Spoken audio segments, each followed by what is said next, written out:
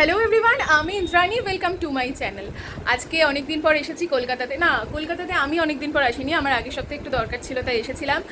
কিন্তু মা এসেছে আজকে।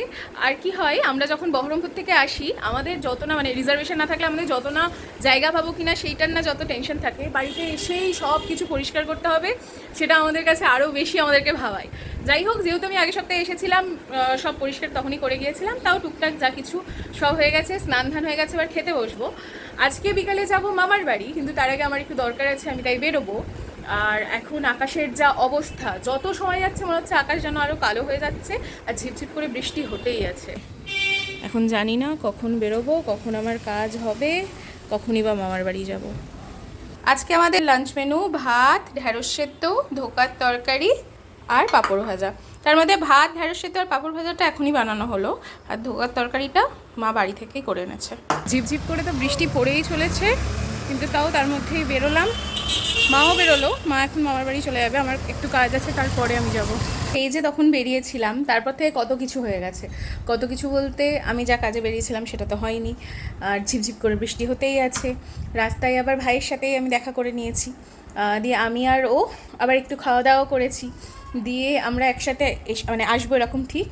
দমদম স্টেশনে যখন ট্রেন ধরবো, ও আগে একটা ট্রেনে বেরিয়ে গেছে, আমি সেই ট্রেনে উঠতে পারিনি। আমি আবার কতক্ষণ ওয়েট করে তারপরে অন্য একটা ট্রেনে এসেছি, মানে সে কত হয়রানি। যাই হোক, আর এত রাস্তায় জল কাদা, সে কথা আর কী বলবো। আমি তো শুকনো রাস্তাতেই হাঁটতে গিয়ে পড়ে যাই, তো আমাকে তো খুব স্বাভাবিকভাবেই এই রাস্তাতে একটু বেশি বেশি সচেতন হয়ে হাঁটতে হচ্ছে, বা দেখে দেখে। আর কাদা, বাপরে কাদা, মানে ফট করে যদি একটা টোটো বাইক কিছু চলে আসে, মানে সেই কাদা একদম ছিটকে গায়ে চলে আসবে, এরকম একটা ব্যাপার। যাই হোক, আসতে তো অনেক লেট হয়েছে, এসেই ফ্রেশ ট্রেশ হয়ে নিয়েছি। আর এই যে দিদা এই চা করে দিয়েছে, চা খাচ্ছি।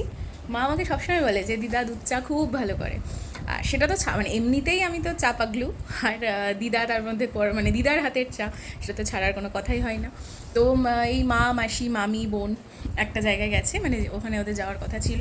ভাই নিচে আছে, আমি উপরে বসে বসে এখন আমার চাটা খাচ্ছি। সত্যি কি ভালো চাটা করেছে দিদা, দারুণ।